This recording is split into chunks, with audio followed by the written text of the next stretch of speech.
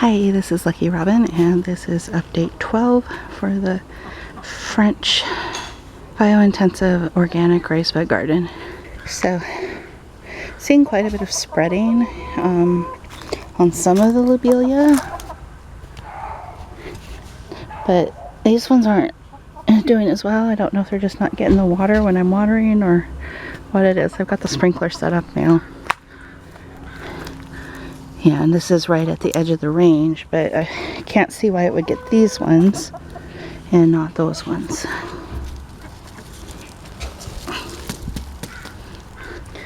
So the rest of the flowers are doing really well. Hyssop's really taking over the whole area here. Columbine flowers opened. Yeah, this lettuce has just gone nuts. Like mutant lettuce or something. George! Oh my goodness!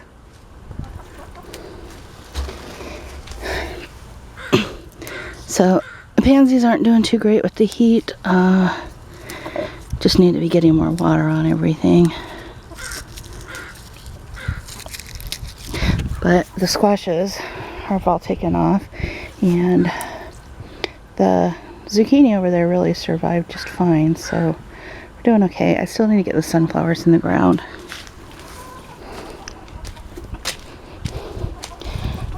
The borage here is doing really well. Just been in for, what, 2 weeks now, I think? So pretty good. Cucumbers doing pretty well. Gotta get more water on them consistently. I don't remember if I had this last week or not, but I've got a ladybug thermometer that I can see from my kitchen window. So, flowers are doing pretty well, but I do have to be really careful to make sure that the heliotrope gets watered.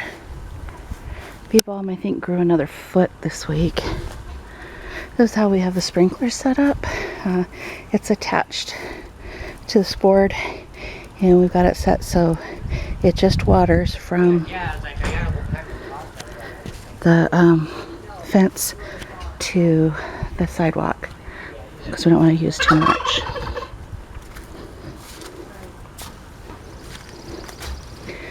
Onions are doing a lot better now, especially these ones down here that were so weak for so long. Sorry about that, the neighbors were being loud. But the Weathersfield ones, they're bolting. Most of them have flower heads starting on them, and I'll get in here and I'll take them off, but I think I'll definitely just start from seed next year, because these ones, you know, are all doing fine. They're not bolting because they're not big enough, but all of the ones where there are. So, and you can see this is the biointensively planted part. When they grow together, you can really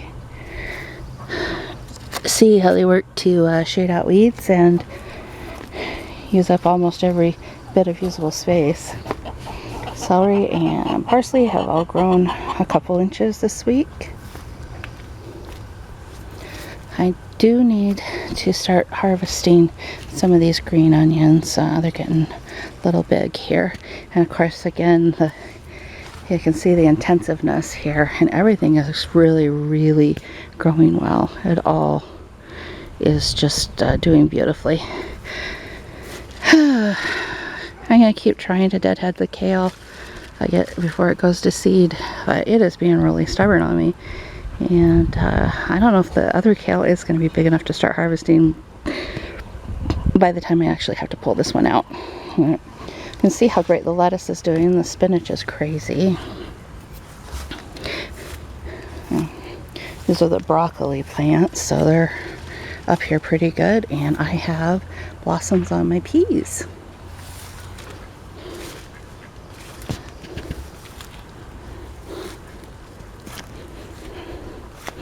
And over here, something's been getting on the kohlrabi. I'm not happy about that. But all of the kohlrabis are bulbing. So I'm going to leave this one as a sacrifice plant. because I find that if I take out the one that the whatever pest is attacking, and I don't leave it there, that they'll just move on to other plants. So it's better to leave a sacrifice plant that they're drawn to over and over again. Injured plant like that puts out a lot of plant chemicals that attract bugs, that lets them know that it's suffering, I guess. It's the best way I've ever heard it described. And so then the bugs are drawn to that plant, and they'll leave, for the most part, the rest of them alone.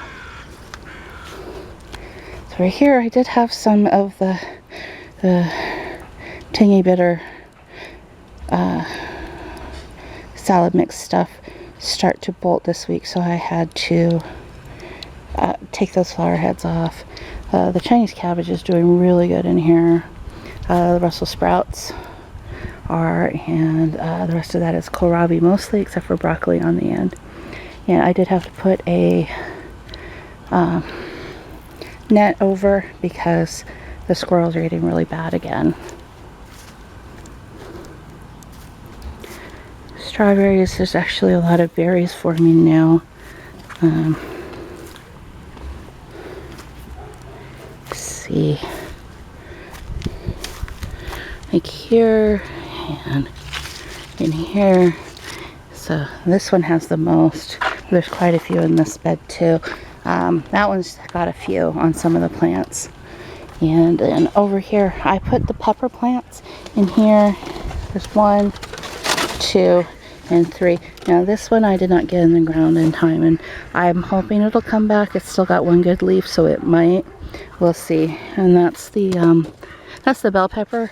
So that one can be easily replaced. Not as easily as the jalapeno.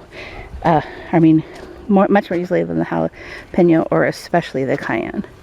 So I've got some fennel in here. It's self-seeded elsewhere in the garden, and I put it in here. It's off of bronze fennel, but this is actually green fennel, so I don't know. I think it went back to its roots. And then there's the kale over there, and the 2 tomato plants. I'm not sure I'll leave the tomato plants there. We'll see. I'd like to. I don't want to have to deal with blight, so I may move them outside of the garden area. And there's the beets. And all of the herbs are doing really well. Poppy's gone crazy. We can start harvesting the blood sorrel now. And I moved the lavender out a bit.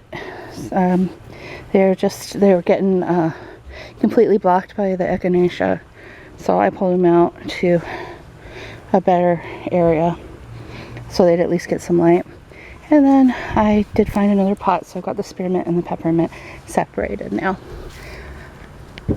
So you can see everything is just growing amazingly well. And that is the garden update for the week.